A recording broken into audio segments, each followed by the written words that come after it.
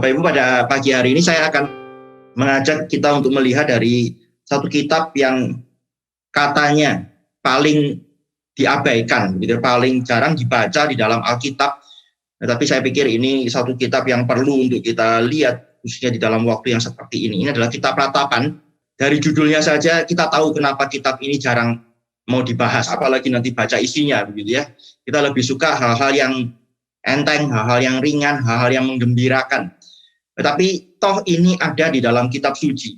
Gitu. Ini masuk di dalam kanon. Gitu. Sehingga kita melihat bahwa Tuhan juga mau kita belajar tentang hal ini. Tuhan juga mau kita belajar bagaimana kita meratap di hadapan Tuhan. Dan karena ini ada, ini juga langsung memberitahu kepada kita bahwa kehidupan Kristen itu kehidupan umat Tuhan, ya memang tidak seterusnya, tidak selalu harus dalam keadaan yang sesuai dengan yang kita mau, gitu, sesuai dengan yang kita inginkan, harus selalu dalam keadaan yang baik misalnya.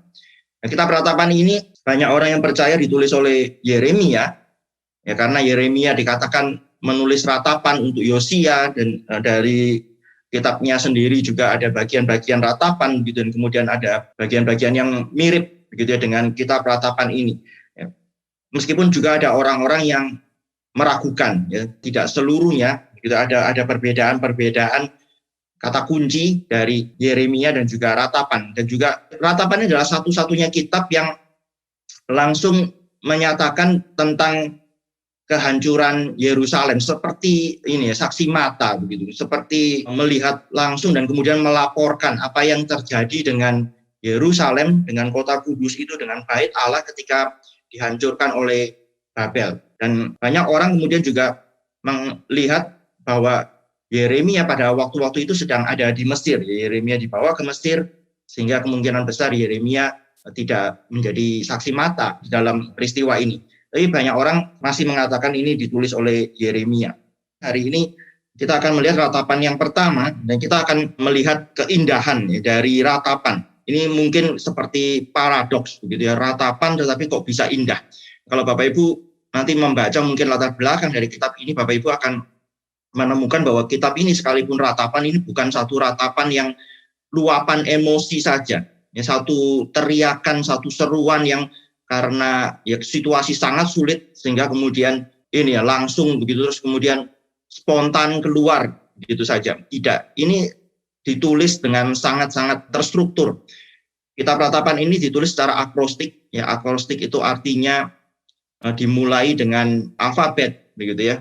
Ya, ini biasanya ya, akrostik nggak harus berarti demikian, sehingga harus berarti alfabet dari A sampai Z begitu.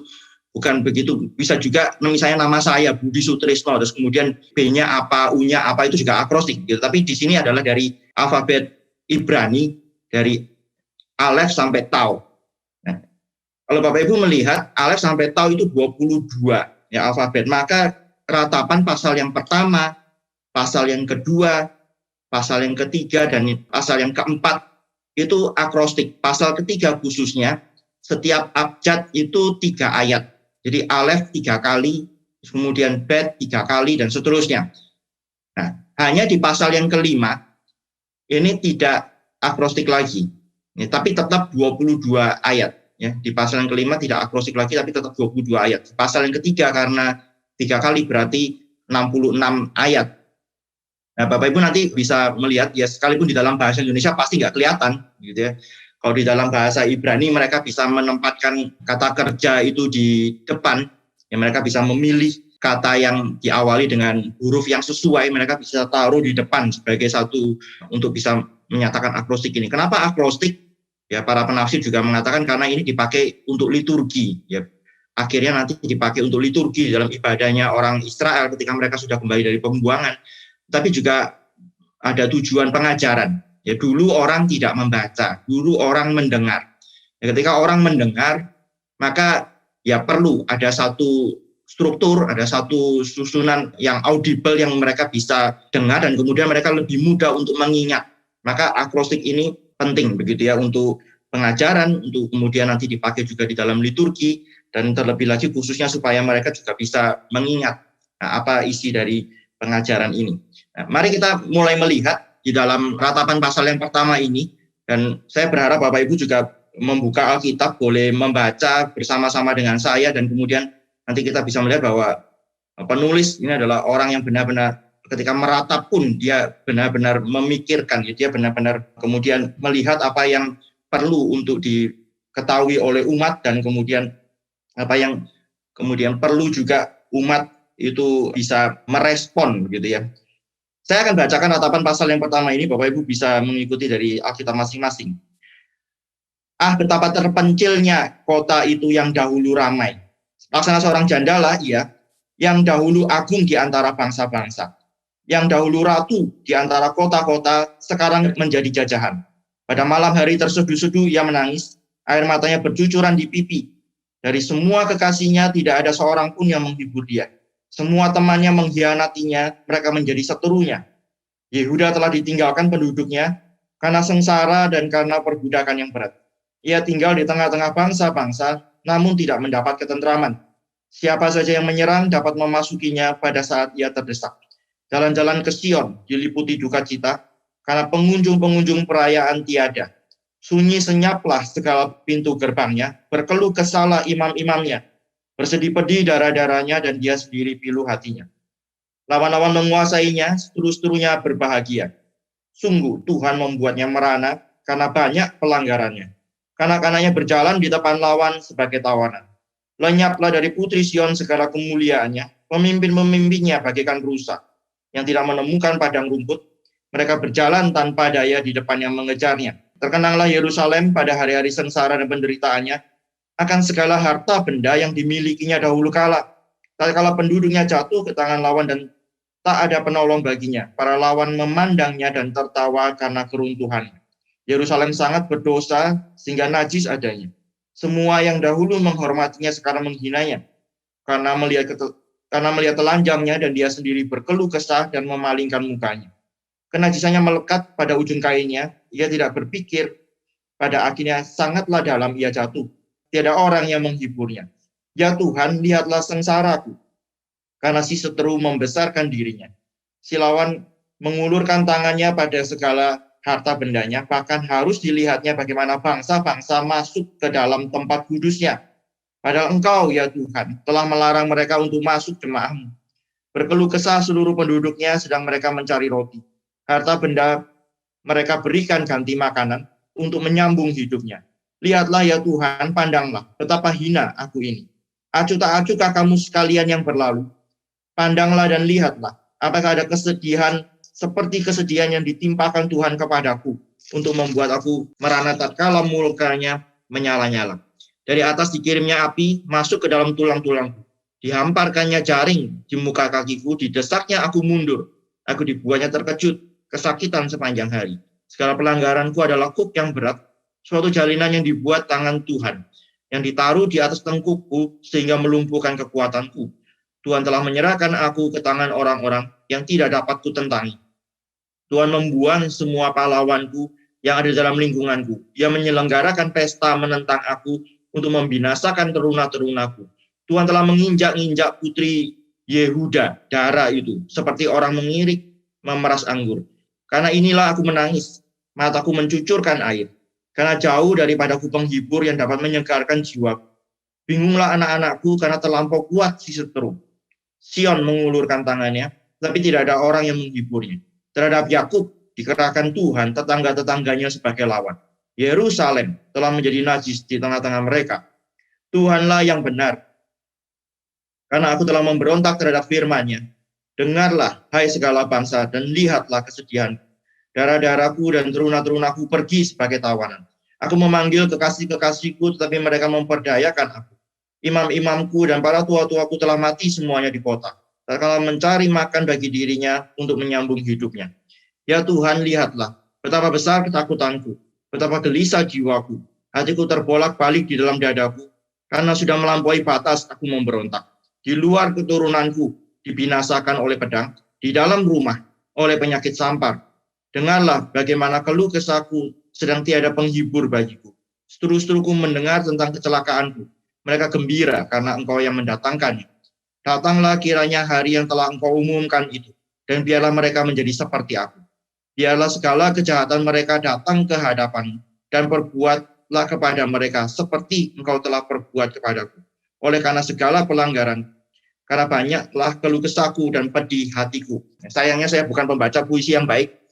Bapak Ibu mungkin nanti yang lebih jago baca puisi itu Ibu Lita, mungkin boleh merekam membacakannya bagi kita semua gitu untuk ratapan pasal yang pertama ini 5 puisi ya. Ratapan ini 1, 2, 3, 4, 5 adalah 5 puisi, dan 5 puisi ini ada yang mengatakan ditulis oleh lebih dari 1 orang, tetapi kalau kita melihat ada progres di dalam puisi-puisi ini ya kemungkinan ditulis oleh 1 orang saja. Jadi Bapak Ibu, saya mau mengajak kita untuk memperhatikan ya di dalam pasal yang pertama ini ya, peratap, ya, saya lebih suka menyebutnya sebagai peratap karena ya kita nggak tahu apakah benar Yeremia atau bukan.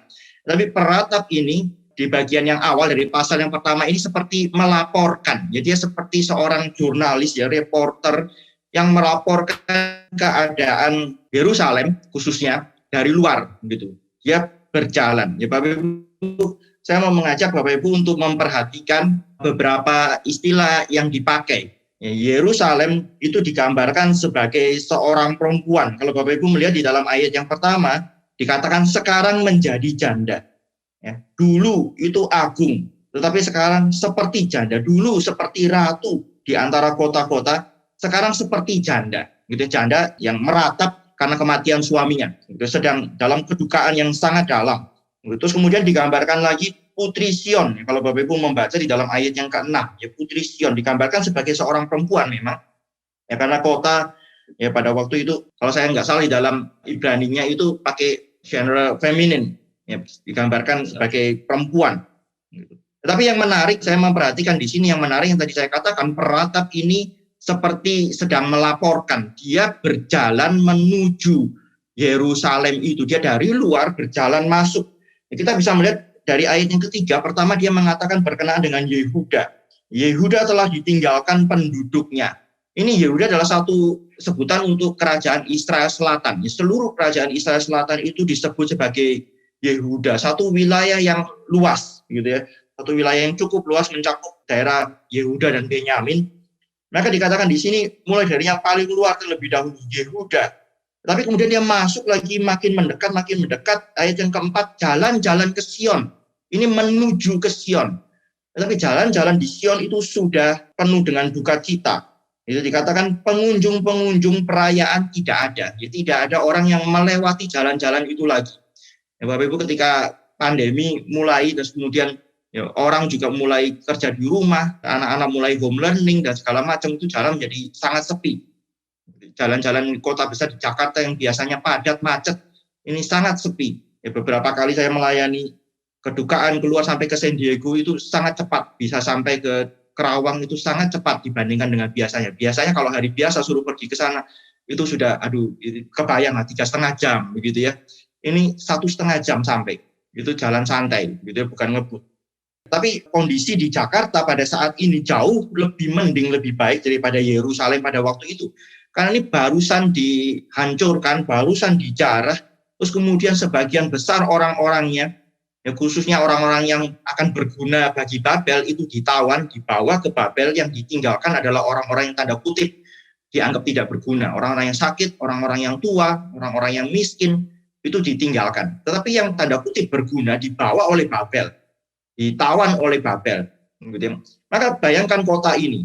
Maka peratap ini melaporkan dari Yehuda yang lebih luas. Kemudian dia mengambil jalan menuju ke Sion, menuju ke Bukit Sion, tempat di mana Yerusalem berada, dan dia terus melaporkan situasinya, sunyi senyap, berkeluh kesah dan seterusnya, sampai kemudian masuk di ayat yang ke-6, gitu ya, itu sampai di Sion, sampai di Sion. Tapi belum selesai sampai di situ, masuk ke ayat berikutnya, ayat yang ke-7, ini mulai lebih fokus lagi, yaitu bicara tentang Yerusalem. Yerusalem, kota kudus itu, di mana bait Allah itu ada, ini menjadi fokus dari peratap ini. Ya, maka Bapak Ibu bisa melihat dari luar, ya, makin masuk dan kemudian menuju ke Yerusalem sampai kemudian akhirnya masuk, benar-benar masuk ke Yerusalem. Itu dilaporkan di dalam ayat yang ke-7 dan seterusnya. Itu terus mulai berbicara tentang Yerusalem. Meskipun nanti Sion muncul lagi kadang-kadang, Yehuda muncul lagi kadang-kadang, tapi fokusnya kemudian adalah kota Yerusalem. Ya Bapak Ibu mungkin tahu, bagi orang Israel kiblatnya itu adalah Bait Allah di Yerusalem. Daniel ketika dibuang ke Babel itu berdoa 3 kali sehari menghadap Yerusalem. Dia mengarahkan pandangannya itu ke Yerusalem. Ya, orang-orang Israel ketika Yehuda khususnya kerajaan selatan ketika mereka dibuang, ya mereka itu terus menantikan kapan Tuhan akan memulihkan mereka. Tuhan sudah janji 70 tahun itu akan dibawa kembali ke Yerusalem. Maka mereka memiliki pengharapan itu. Mereka terus menunjukkan pandangannya ke Yerusalem. Kiblat mereka adalah Yerusalem karena di situ Bait Allah pernah ada, di situ Tuhan pernah menaruh namanya, dan mereka memegang janji Tuhan bahwa suatu hari Tuhan akan kembali memulihkan Yerusalem, memulihkan kembali Bait Allah, yang memulihkan kembali, mau lagi ada di tengah-tengah umatnya, taruh lagi namanya di situ. Meskipun itu tidak terjadi kemudian. Kenapa? Karena tabut Allah itu tidak pernah ada lagi. Ya, setelah dikalahkan oleh Babel, dihancurkan oleh Babel, ya tabut Allah itu tidak pernah ada lagi. Jadi ruang Maha Kudus itu kosong. Ruang Maha Kudus itu kosong. Ketika nanti Bait Allah yang kedua dibangun, Second Temple itu dibangun, itu tanpa tabut Allah. Itu ruang Maha Suci tidak ada isinya, kosong. Bapak Ibu bisa melihat ada satu progres, gitu, makin maju, makin fokus ke Yerusalem. Tapi bukan cuma itu Bapak Ibu, kita bisa melihat dari kata ganti yang dipakai oleh peratap ini. Saya membagi bagian ini, kita bisa melihat menjadi 3 bagian. Yang pertama adalah ayat 1 sampai ayat yang ke-11. Ya, ayat 1 sampai ayat yang ke-11. Peratap ini bicara tentang Yehuda, Sion, Yerusalem, itu sebagai orang ketiga. Dan kemudian juga bicara tentang Tuhan itu sebagai orang ketiga. Dia benar-benar seperti reporter. Gitu, dia melaporkan, dia berjalan masuk mendekat, dan kemudian sampai masuk ke Yerusalemnya, dia melaporkan. Seolah-olah dia melihat satu pemandangan yang memang buruk, yang memang pantas untuk diratapi, tapi nggak ada urusan sama dia. Tapi Bapak Ibu bisa melihat sekarang di dalam ayat yang ke-11, bagian yang terakhir, Bapak Ibu bisa melihat langsung di sini ada satu perubahan. Itu bukan lagi melaporkan tentang orang lain, tapi bicara tentang dirinya sendiri. Lihatlah ya Tuhan, pandanglah betapa hina aku ini. Betapa hina aku ini. Dan dari situ terus aku. Itu muncul terus begitu ya sampai di ayat yang ke-19. Ya Bapak Ibu bisa melihat ini sekarang ratapan yang tadinya seperti satu report, satu laporan tentang orang lain, tentang kondisi di luar dari dirinya. Dia sedang melaporkan itu, sekarang dia kenakan kepada dirinya sendiri. Dia mengidentikan dirinya sendiri dengan Yerusalem. Ya karena memang kalau penulisnya betul Yeremia atau orang Yahudi siapapun juga, ya bagi mereka tentu ini berlaku. Ya, apa yang terjadi dengan Yerusalem itu menjadi satu hal yang kesedihan mereka juga. Bapak Ibu, ini satu hal yang saya mau ajak pada pagi hari ini untuk kita pikirkan, ya, untuk kita lakukan. Di tengah-tengah pandemi yang seperti ini, kita mungkin seperti orang-orang luar. Oke, itu terjadi, ya pandemi ini terjadi, wabah terjadi, dan lain sebagainya. Gitu. Tetapi apakah kita merasakan, benar-benar merasakan, gitu, bahwa ini juga bisa terjadi pada kita. Ini juga adalah masalah kita. Kita berusaha untuk mengamankan diri kita, mungkin kita pasti kena dampaknya, sedikit atau banyak kita kena dampaknya. Ya, peratap ini, Bapak Ibu bayangkan kalau dia berjalan di jalan-jalan Yehuda, terus kemudian dia memilih jalan ke Sion, menuju Sion, dan kemudian dia berjalan makin dekat ke Yerusalem. Bapak Ibu juga pasti bisa membayangkan bagaimana perasaannya melihat kehancuran yang terjadi itu. Nah, kita mungkin juga melihat hal yang sama, tapi apakah kita melihat itu cuma sebagai orang luar saja, kacamata dari luar saja? Ya, saya berharap bukan seperti itu, tapi kita juga bisa seperti peratap ini, mulai dari ayat yang ke-11, ya, dia kemudian melihat bahwa itu bukan di luar, itu adalah bagian dari hidupnya juga. Dia adalah bagian dari kehancuran yang sedang terjadi itu. Saya harus bersyukur kalau saya boleh ada kesempatan melayani keluar di dalam masa-masa ini. Ya, beberapa kali melayani kedukaan, terus kemudian juga melayani baptisan di rumah sakit, gitu, pergi ke rumah sakit keluar. Dan ketika keluar itu, ya, saya melihat apa yang dikatakan oleh peratap ini, di jalan-jalan kosong. Ketika keluar itu orang ada khawatirnya, ada takutnya. itu seperti kita tuh ada, Bapak Ibu, itu ada kayak ada sensornya begitu. Begitu ada orang dekat sama kita langsung otomatis menjauh gitu ya. Itu ada kayak ininya begitu. Ada kayak sensornya begitu, dan wah itu kita nggak bisa bersikap normal di luar. Kita nggak bisa. Kalau di rumah mungkin kita masih bisa bersikap normal. Kita mungkin merasa safe, aman di rumah kita. Tapi begitu keluar itu nggak bisa merasa normal. Itu sangat tegang gitu ya. Pada waktu itu Pak Yohan yang pergi bersama-sama dengan saya ketika membaptis itu, Pak Yohan mengatakan ini nyetir pun rasanya lain. Gitu ya. Karena sudah lama nggak nyetir itu satu, tetapi juga yang kedua ada sesuatu yang berbeda gitu. Ada perasaan yang lain ketika keluar dari rumah. Harus keluar dari rumah itu ada satu perasaan yang lain. Nah ini di sini mulai dari ayat yang ke-11. Ya, peratap ini mengatakan aku, itu bukan sesuatu yang di luar lagi, itu aku. Bapak Ibu mungkin ingat Nehemia. Nehemia berdoa, dia teringat kepada Yerusalem, dia berdoa. Dan kemudian ketika dia sudah mendapat laporan tentang keadaan Yerusalem, dia meratap juga. Karena tahu bahwa Yerusalem itu musuh-musuh di sekitar itu terus mengganggu orang-orang yang ada di Yerusalem. Yerusalem belum punya tembok pada waktu itu, belum punya tembok. Kota itu artinya defenseless, nggak ada satu defense, nggak ada satu perlindungan bagi mereka. Mereka terus diganggu oleh orang-orang. Tapi apa yang terjadi pada waktu itu? Nehemia nggak katakan, oh itu Yerusalem nggak ada urusan sama saya. Tidak. Nehemia itu kemudian berdoa, dan kemudian dia mengaku dosa. Dia mengaku dosa. Mengaku bahwa dia sendiri juga adalah orang yang berdosa sama seperti orang-orang yang ada di Yerusalem itu. Dan kemudian mengaku bahwa ini semua terjadi karena dosa mereka, karena kesalahan mereka, sehingga Tuhan menghukum mereka. Tetapi kemudian bukan cuma berhenti di situ, Yeremia berpuasa, kemudian Tuhan itu mulai menggerakkan hatinya. Bapak Ibu, saya berharap di tengah-tengah kesulitan kita, ini 2 bulan, nggak tahu akan berapa lama lagi. Tapi saya berharap kita bukan menjadi orang-orang yang kemudian apati, mati rasa. Saya ingat dulu juga ketika kerusuhan Mei 98, ini bulan Mei juga, banyak orang mengungkit lagi tentang hal itu. Kerusuhan Mei 98 itu satu shock.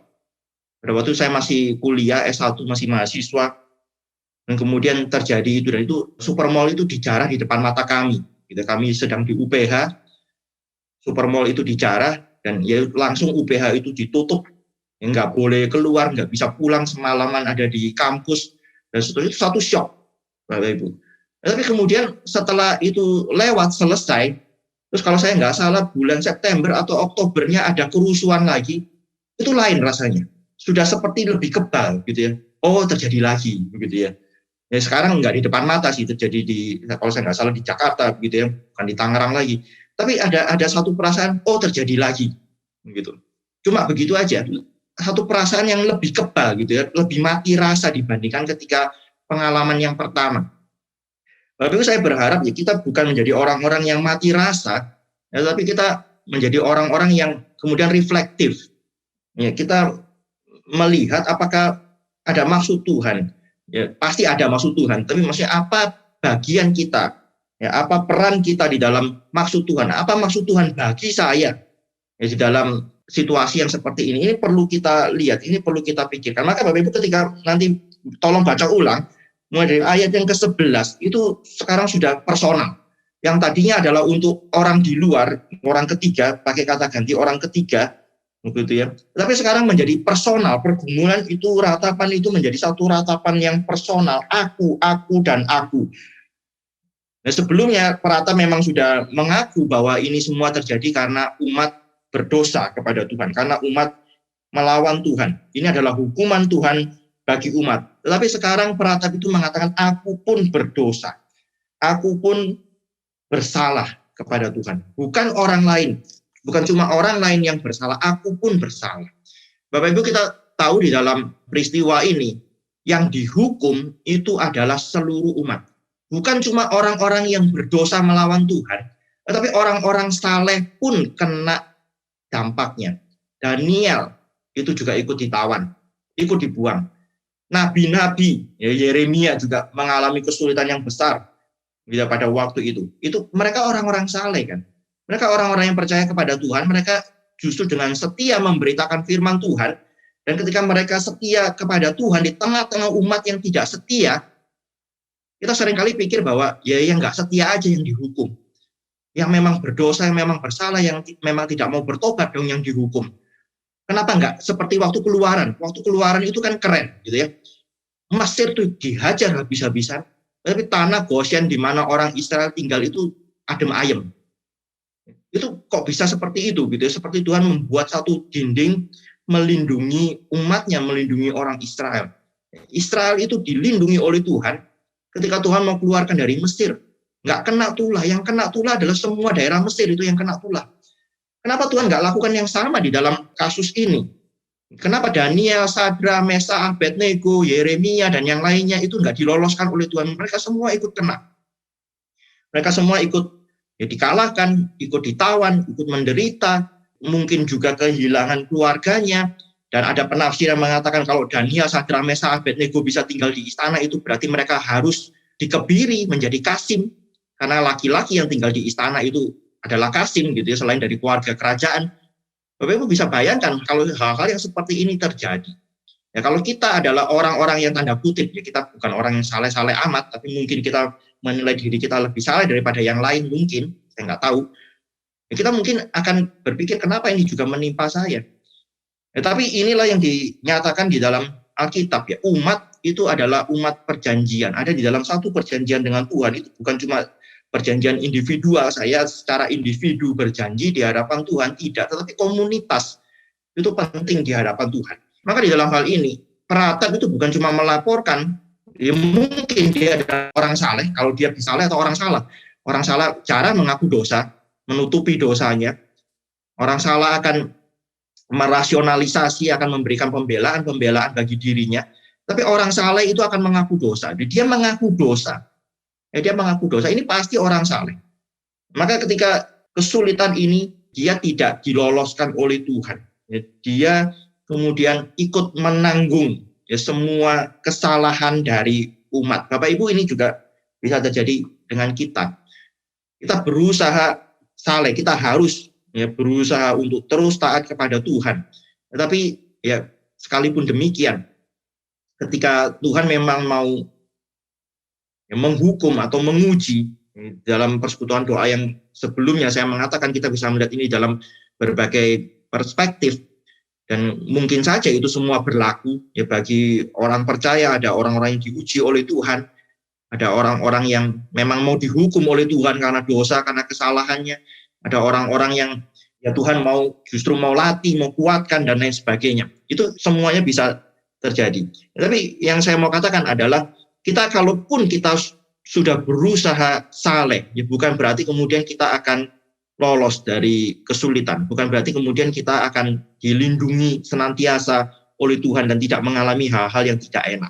Ya, Bapak Ibu bisa membaca sampai ke ayat yang ke-19. Ini adalah pergumulan pribadi, tetapi ini belum mencapai yang paling dalam. Ya, pergumulan pribadi ini tetap menyebut Tuhan sebagai pihak ketiga. Tuhan misalnya kalau Bapak Ibu membaca ayat yang ke-15, Tuhan membuang semua lawanku. Yaitu Tuhan sebagai pihak yang ketiga begitu. Ini peratap sedang menceritakan kepada orang lain, yang menceritakan kepada kita sebenarnya pembacanya, tapi dia menceritakan tentang Tuhan sebagai pihak yang ketiga. Tapi Bapak Ibu lihat di dalam 3 ayat yang terakhir, mulai dari ayat yang ke-20, ini benar-benar sekarang peratap itu menghadapi Tuhan. Langsung berbicara kepada Tuhan sebagai pihak kedua, sebagai orang kedua. Peratap itu orang pertama, dia berbicara langsung kepada Tuhan. Ya Tuhan, lihatlah betapa besar ketakutanku. Lihatlah ya Tuhan, pandanglah betapa ini. Ayat 20, 21, dan 22. Nah itu menjadi satu bagian di mana peratap itu bergumul dengan Tuhan. Ya, bukan cuma bergumul tentang Tuhan, bukan cuma bergumul tentang apa yang Tuhan lakukan, tapi bergumulnya dengan Tuhan sendiri sekarang. Tapi nanti di pasal yang kedua, ratapan pasal yang kedua ini akan bicara lebih banyak lagi tentang bergumul langsung dengan Tuhan.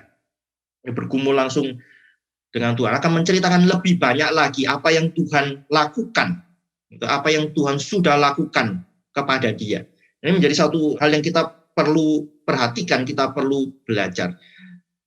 Kita renungkan ya pada saat ini sekali lagi, pergumulan ini sesuatu yang di luar kita atau melibatkan kita, atau kita termasuk di dalamnya.